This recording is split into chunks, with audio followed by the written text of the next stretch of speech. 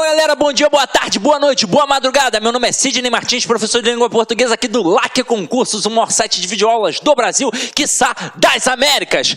Meu companheiro, vamos parar de enrolação, vamos direto ao ponto. Nossa aula hoje é sobre conjunções coordenativas. E aí você vai lembrar que na primeira aula de classes gramaticais, ao falarmos de conjunções, eu disse que ela é a menina dos olhos da língua portuguesa. Afinal de contas, se você não sabe conjunção, você não é capaz de interpretar com tranquilidade e não é capaz de produzir um texto com tranquilidade. Porque como você vai indicar causa, consequência, finalidade, conclusão, oposição, se você não sabe conjunção? Então você tem de saber. E aí o que a gente trabalhou lá na primeira aula que eu já te pedi? Eu pedi para você fazer 2 quadrinhos de conjunções. Um com as conjunções coordenativas e um outro com as conjunções subordinativas adverbiais. 5 coordenativas, 9 subordinativas adverbiais, colocando em 2 folhinhas de cartolina e depois colando nas paredes da sala, do quarto, da cozinha, seja onde for, para você sempre ter o contato e gravar. É importante gravar. Hoje, se você já fez isso que eu pedi lá na primeira aula, você vai ver que essa aula aqui você vai tirar de letra. Agora, se você ainda não fez, talvez você ainda fique com algumas dúvidas aqui. Mas vamos parar de enrolação e vamos direto ao ponto. Primeira coisa, definir o que é conectivo. Aqui a gente definiu o conectivo como conjunções e preposições. Só que eu também posso pensar no verbo de ligação como conectivo. Afinal de contas, eu o chamo também de verbo relacional. Por quê? Porque ele faz uma relação, então ele é um conectivo, ele liga o sujeito ao seu predicativo, mas aqui a gente vai fixar em conjunção e preposição, até mesmo porque a gente aprendeu lá na primeira aula que a preposição serve para quê? Serve para ligar palavras, e a conjunção serve para ligar orações e palavras, só que não são quaisquer palavras como a preposição, são palavras de mesma função sintática. Então isso significa que a conjunção liga palavras de mesma função. E a preposição liga palavras de funções diferentes. Então quando eu digo aqui, comi bolo de chocolate, olha o verbo, vamos fazer a análise. Quem come, come alguma coisa. Então, o verbo transitivo direto. O que eu comi? Bolo de chocolate. Isso é o objeto direto. Quem é o núcleo desse objeto direto? É o substantivo bolo. Então, aqui é o núcleo. Aí, então, aqui eu tenho um substantivo.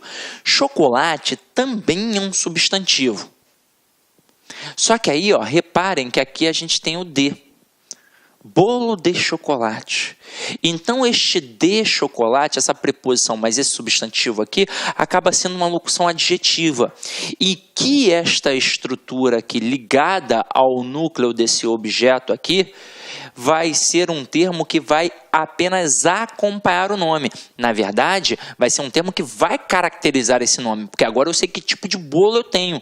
Não é um bolo qualquer, é um bolo de chocolate. Então, como esse termo acompanha esse nome, aqui eu tenho um adjunto adnominal.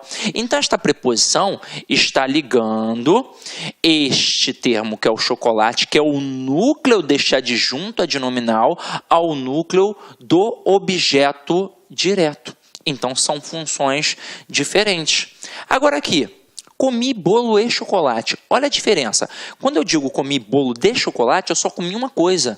Eu comi um bolo, que por um acaso era de chocolate. Agora, quando eu disse comi bolo e chocolate, eu comi bolo e também comi chocolate. Então, eu tenho um verbo transitivo direto, beleza. Mas aqui agora eu tenho 2 núcleos de objetos diretos. E este e está ligando bolo à palavra chocolate. E agora, reparem, na hora que este liga bolo e chocolate, tanto bolo quanto chocolate, eles têm a função de núcleo do objeto direto. Então, é a mesma função, portanto, aqui eu chamo de conjunção. Em cima, o de é uma preposição. Agora aqui, Maria e João casaram-se.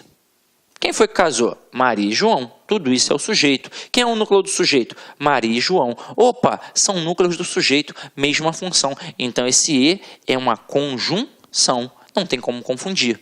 Agora aqui, estudei e fui à praia. Galera, A confusão pode até existir quando o termo estiver ligando palavras. E aí você sabe que a preposição vai ligar palavras de funções diferentes e que a conjunção vai ligar palavras de mesma função. Mas quando eu digo estudei e fui à praia, este e está ligando a oração do verbo estudar à oração do verbo ir. Então, se está ligando duas orações, só pode ser uma conjunção. Até aí, tudo bem, não é? Agora vamos ampliar esse conteúdo. Vamos trabalhar as concepções de coordenação e de subordinação. Na escola, provavelmente, você aprendeu que a oração coordenada é aquela que faz sentido sozinha e que a oração subordinada é aquela que não faz sentido sozinha. Só que aí, você estudando um pouquinho mais, você já deve ter percebido que tem momentos em que aparecem orações coordenadas e que para você não faz o menor sentido. Aí, caramba, você fica completamente perdido. Vamos estudar isso agora de forma bem racional. Primeiro, vamos definir as estruturas, como é que elas funcionam. Vamos lá, quando eu tenho um período simples, como é que eu represento esse período simples? Eu represento através da seguinte árvore linguística, que é o sistema SVC, que é o sujeito, o verbo e o complemento. Então, eu mostro que o período simples tem apenas um verbo, apenas uma oração. Tanto é que eu posso chamar essa oração de oração absoluta. Até aí, tudo bem? Beleza, tranquilo. Agora, eu também tenho um período composto. Eu vou apagar aqui para a gente poder trabalhar o período composto com mais calma. Afinal de contas, eu não tenho um quadro enorme numa sala presencial. É uma TV, né? Então, vamos lá. Quando eu pego o período composto, esse período composto, ele tem dois ou mais verbos. Então, eu vou dividir em período composto por coordenação e em período composto por subordinação. Vamos lá. Vamos começar a ampliar o conceito que a gente aprendeu na escola sobre coordenação e subordinação. O que são termos coordenados? São termos que estão assim, ó, um do lado do outro. Eles são equiparados, ou seja, eles são idênticos sintaticamente. Isso significa que eles são independentes. Um não vai exercer função sintática em relação ao outro. Tanto é que eu represento assim, ó, SVC barra SVC. Como eles são elementos de mesma função sintática, eu posso, inclusive, colocar uma vírgulazinha ali no meio. Olha só que interessante. Na aula de pontuação, a gente vai aprofundar esse conteúdo.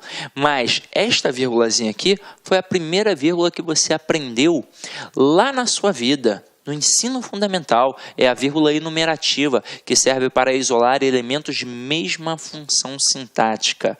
Então, olha só que parada bacana.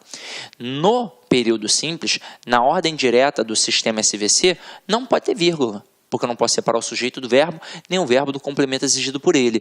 Mas e aqui, ó, eu tenho dois elementos de mesma função. Então, eu coloco uma vírgula para isolar esses dois elementos de mesma função. Em que momento eu não vou colocar a vírgula aqui na oração coordenada? Quando eu tiver um E que indicar o quê? A soma. Detalhe, você também aprendeu isso quando era criança, na mesma listinha. Quando eu digo comprei banana, vírgula, abacate, vírgula, e morango, na hora que você coloca o E, você não coloca a vírgula, porque não tem necessidade, porque você já está indicando o quê? A soma ali, através da conjunção, que indica a soma. Agora, se eu disser Pedro estudou, mas não passou de ano, eu vou ter o seguinte, Pedro estudou, vírgula, para separar a oração coordenada assindética da sindética. E aí eu vou colocar a conjunção, o mais, e vou continuar. Por que eu coloco o mais depois da vírgula? Porque a vírgula está exatamente no meio das orações. E a conjunção, ela faz o quê? Ela liga orações. Então, ela também, como posição original, vai ficar no meio das orações. Então, vamos lá. Olá, meus amigos, minhas amigas. Sou o professor Luiz Antônio de Carvalho e com muita satisfação, muito orgulho, estou aqui para fazer um convite muito especial para você. Você que está estudando para o concurso da Polícia Militar do Estado de São Paulo, nós aqui da Lá Concurso, nós elaboramos um super curso para vocês, um curso que atende 100% do edital, ponto a ponto do edital, um curso super atualizado, super competitivo, por um custo super barato para vocês. É o famoso bom, bonito e barato. Este nosso curso custa apenas, preste atenção, é isso mesmo, 10 parcelas de R$ 25. 10 parcelas de R$ 25, você vai estudar em alto nível para o concurso da Polícia Militar do Estado de São Paulo. Bacana, meus amigos? Então espero vocês aqui na Lá Concursos. Esta aula que você assistiu foi uma aula demonstrativa. O restante dessa videoaula e muito mais está lá no nosso site da Lá Concursos. Vem comigo. Um forte abraço. Fique com Deus. Tchau, tchau. Clique lá.